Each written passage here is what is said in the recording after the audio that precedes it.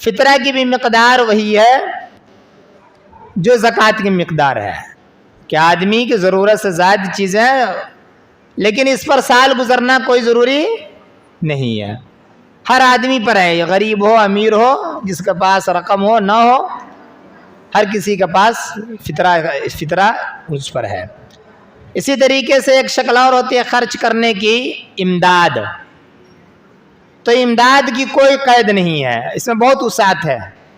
کسی کی مدد کرنا، اگر کسی محتاج کی مدد کر رہے ہیں تو اسے امداد کہتے ہیں، کسی خوشحال لوگوں کو دے رہے ہیں وہی چیز اسے ہدیہ اور تحفہ کہتے ہیں۔ تو امداد میں وسعت ہے، لیکن صدقات میں اور خیرات میں، زکوٰۃ میں وسعت نہیں ہے، یہ محدود ہے۔ زکوٰۃ کی رقم آپ مسجد میں نہیں دے سکتے ہیں، صدقے کی رقم آپ مسجد میں نہیں دے سکتے ہیں، زکوٰۃ کی رقم آپ کسی کو تحفہ میں نہیں دے سکتے ہیں، ہدیہ میں نہیں دے سکتے ہیں، کسی کو نذرانے میں نہیں دے سکتے ہیں۔ خیرات کی رقم، صدقات کی رقم آپ کسی کو ہدیہ میں نہیں دے سکتے، مسجد میں نہیں دے سکتے ہیں۔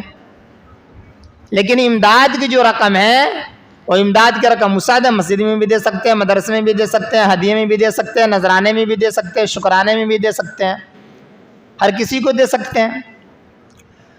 تو اللہ تعالیٰ نے زکوٰۃ کو جو فرض کیا ہے تو زکوٰۃ کے دائرے کو ایک محدود کر دیا، محیط کر دیا، اس کا حصہ متعین کر دیا ہے کہ زکوٰۃ صرف 8 لوگوں کو دی جائے گی، ان کے علاوہ کسی کو زکوٰۃ نہیں دی جا سکتی۔ اور وہ 8 لوگ کون ہیں؟ قرآن پاک کی زبان میں سب سے پہلے اللہ تعالیٰ نے کہا انما الصدقات للفقراء والمساکین۔ سب سے پہلے محتاج لوگ ہیں، محتاج لوگ، ضرورت مند لوگ، جس کو ضرورت ہے کپڑے کی، جس کو ضرورت ہے کھانے کی، جس کو ضرورت ہے اپنے بچوں کے عید کی تیاری کی، اور پیسہ نہیں ہے، رقم نہیں ہے، مال و دولت نہیں ہے، ثروت نہیں ہے، آدمی غریب ہے، آدمی کمزور ہے، مزدور آدمی ہے، روز کماتا ہے روز کھاتا ہے، لیکن اس کو ضرورت ہے کس چیز کی؟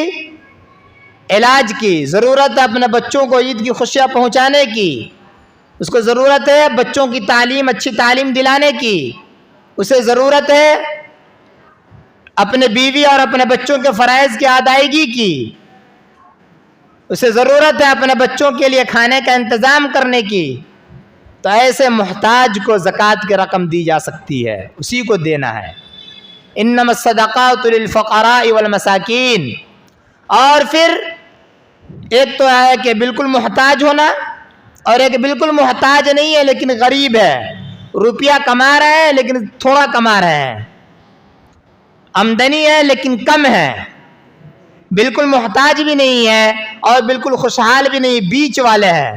تو ایسے لوگوں کو کیا کہا جاتا ہے؟ مسکین۔ مسکین جو بالکل مجبور ہے، جو بالکل مجبور ہے، جس کو بہت سخت ضرورت ہے، ایسے لوگوں کو قرآن پاک میں عربی زبان میں فقراء کہا جاتا ہے۔ انما الصدقات للفقراء والمساکین والعاملین علیہا۔ اور تیسرے کون لوگ ہیں؟ اللہ کے نبی کے زمانے میں زکوٰۃ کو وصولنے کے لیے بعض اشخاص، بعض صحابہ کرام متعین تھے کہ جن جن لوگوں پر زکوٰۃ فرض ہے اس کے گھر جائے اور زکوٰۃ کی رقم لے کر کے آئے اور پھر بیت المال میں جمع کرے۔ یعنی زکوٰۃ کا اجتماعی نظام تھا، انفرادی نظام نہیں جو آج کل ہمارے یہاں اور آپ کے یہاں اور ہر ڈیموکریٹک دیش میں، ملک میں، کنٹری میں چلتا ہے۔ ایسا نظام نہیں تھا جسے من میں آیا دیا، جس کو من میں آیا نہیں دیا، اور زکوٰۃ کی رقم بنی کتنی، دیا کتنا، حساب لگایا بھی کہ نہیں لگایا، نیت